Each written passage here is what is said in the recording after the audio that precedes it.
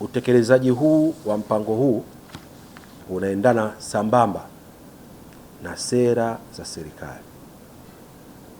Sera ya elimu toleo la mwaka 2023, moja ya nguzo ni kuhakikisha kwamba utoaji wa elimu na mafunzo ya ufundi stadi unalenga kutoa ujuzi utakao wasaidia wananchi.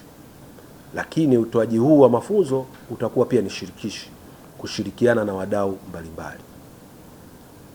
Lakini pia sisi kama VETA tunaenda pia na maelekezo ya Mheshimiwa Rais Dr. Samia Suluhu Hassan, Rais wa Jamhuri ya Muungano wa Tanzania, ambaye amekuwa akiweka msisitizo wa elimu ujuzi, elimu ya amali, elimu ya mafunzo ya ufundi stadi, ambayo katika kufanya hivyo amehakikisha kwamba anahakikisha miundombinu ya utoaji wa mafunzo haya inakuwepo hapa nchini.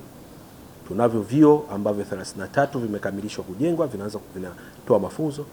Tuna vyuo 65 vinavyojengwa hapa nchini katika wilaya mbalimbali ili kuhakikisha wananchi wa Kitanzania wanapata mafunzo. Na maelekezo ya Mheshimiwa Rais ni kuhakikisha Watanzania wanapata mafunzo na wanafuatwa kule walipo.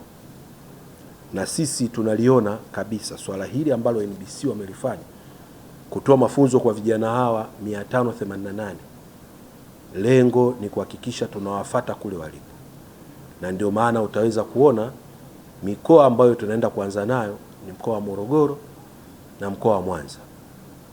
Mikoa hii imechaguliwa kwa sababu pia ndio mikoa ambayo sasa hivi kuna mahitaji makubwa ya ujuzi katika sekta mbalimbali ambazo zinatuhitaji tuhakikishe tunawafikia wananchi, tunawafikia vijana wa kutosha wapate ujuzi na waweze kwenda kupata ajira mbalimbali.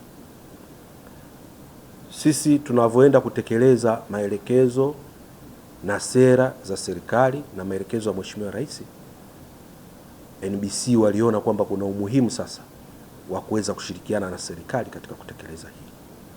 Na ndio maana wameanza kwa kutoa milioni 150 kwa vijana 588, na lengo sio tu kuishia hapa.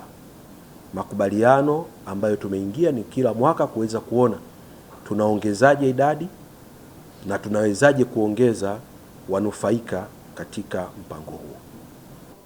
Tumekutana hapa kuzindua mpango rasmi wa mafunzo ya ufundi kwa vijana, mpango ujulikanao kama NBC Wajibika Scholarship. Huu kwetu ni mpango wa kimkakati wa kuwawezesha vijana wa Kitanzania kupata ujuzi wa ufundi stadi kwa kupitia ushirikiano wetu na VETA. Lengo likiwa ni kuwaandaa vijana kwa kuwapatia ujuzi wa kiufundi, ujuzi utakaowawezesha kujiajiri lakini pia kuajiriwa. Kupitia mpango huu tunaozindua hii leo, takriban vijana 588 watanufaika. Benki ya NBC kwa mwaka huu, kwa mpango huu wa mwanzo, itawekeza kiasi cha shilingi milioni 150